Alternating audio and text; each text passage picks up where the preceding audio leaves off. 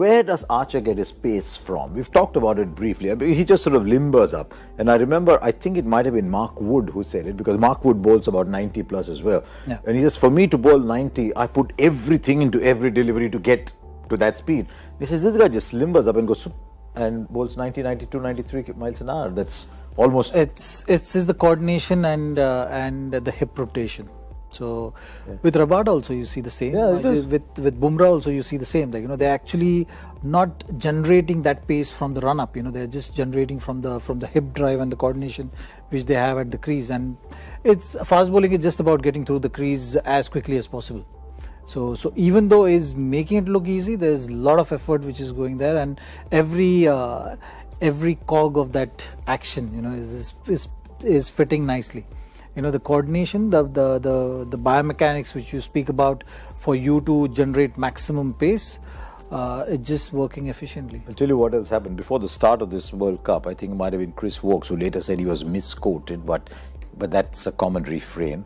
There was Chris Woakes, there was Mark Wood, and there was David Willey. Yeah. And all of them said you cannot break the spirit of this side, and this side is played together. It'll be wrong to include Jofra Archer in the side. But I think Jofra Archer just said, you know what, mate? I'm the match winner. So do you want to continue this conversation after today? And I think that today when you saw them on the field, it didn't seem like there was any issue, there was any problem. So credit to all of them, credit to the captain, the management, that even though there was all this talk and it became a thing, whether it was misquoted or not, it all comes out, it becomes a thing, they can get affected by, that's what the wind starts blowing that way. It didn't seem like that today, Zach, at all.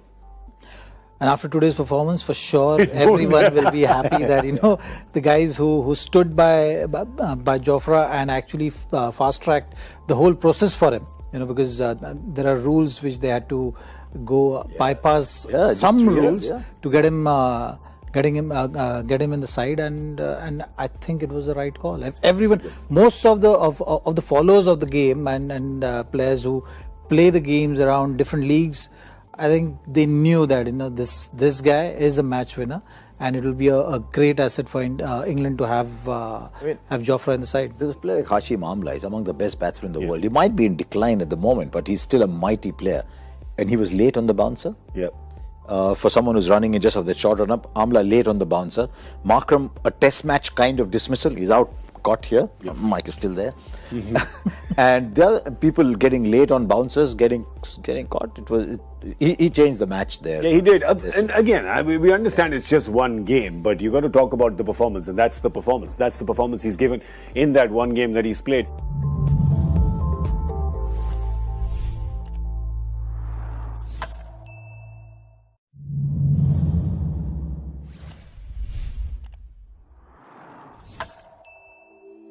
Faf du Plessis, the South African captain, we spoke about Morgan, of course, and how he reacted.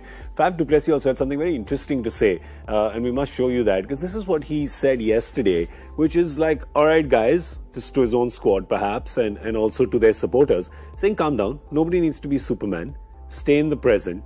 I don't know, man, if you're a cynical person, I'm not saying I am, but just to play devil's advocate, this could also be to their fans saying, guys, don't put pressure on us, man. Correct. It's interesting. He also said that I always thought one of the problems with South African cricket was they always thought they are these macho guys, take themselves too seriously, we are going to win.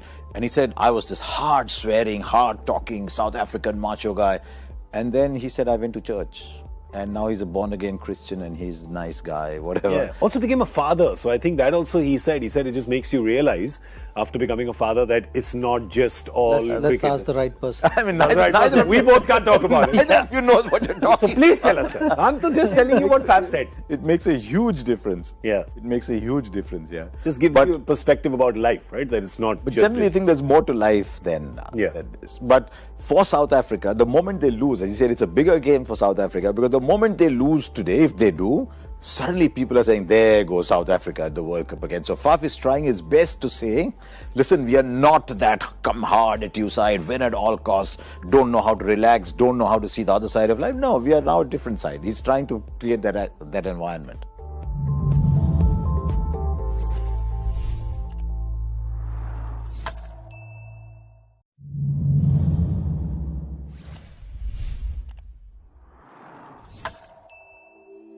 In 2011, India went into a home World Cup as favourites. You see Morgan is fairly chilled, or maybe he's just putting on a front. What was the Indian team thinking going in as, because in India the thing is even more, every airport, every room service person, everyone is like just constantly in your face with telling you your favourites. So how did you guys react? There's no doubt that extra pressure is going to be there, and you got to be prepared for that.